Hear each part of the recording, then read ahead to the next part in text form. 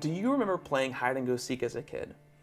There was this joy, this excitement, this mystery to this game. And as I look back on it, I realized that while the point was definitely not to be found, you always knew and expected that you eventually would be. And did you ever have one of those spots where it was so good, so ingenious, that you just knew there is no way that anybody is going to find me here?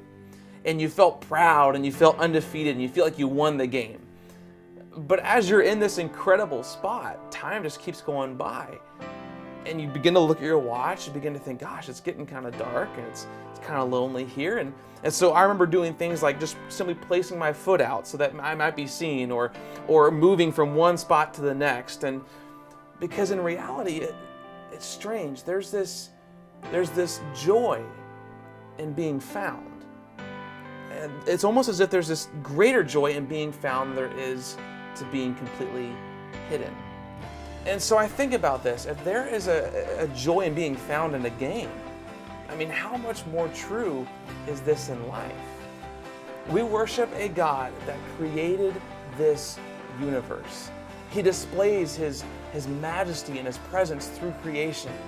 We worship a God that revealed Himself to Abraham and then called the people of Israel unto Himself, that they would be set apart from everybody else in this world, and He would be their God and they would be His people.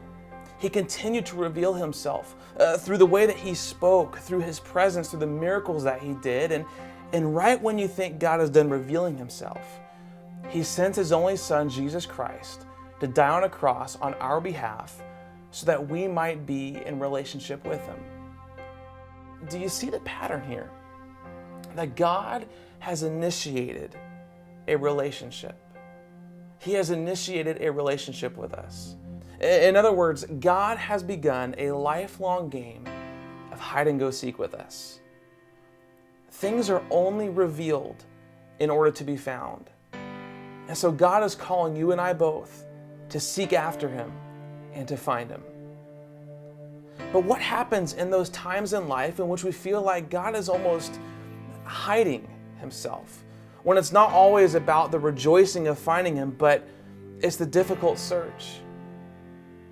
I wonder, is it possible that God sometimes hides Himself so that our search would be renewed, so that we would pursue Him with a new passion, with a new desire, with an increase of a longing for Him like we've never experienced before? See, worship is just as much about the search as it is in the rejoicing when we find God.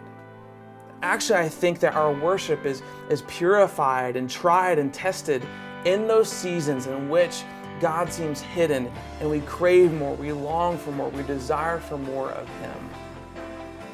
I had a very dear friend of mine once tell me, and I'll never forget this, he said that God is like a horizon. Right when you feel like you've caught Him, there's so much more to discover. And so if it's a promise that when we seek Him with everything that we have, we will find Him, then I don't want to stop searching. I don't want to just give up. It's a promise. When you seek Him, you will find Him. So keep seeking Him, because He just might be around that next corner or that next closet that you look in. Don't stop the search. Right now, take a few moments, whether it be individually or in the context of your community, to think about this idea. Why is it that ever since the beginning of time of humanity, there has been this search for God? Take a few moments right now to do that.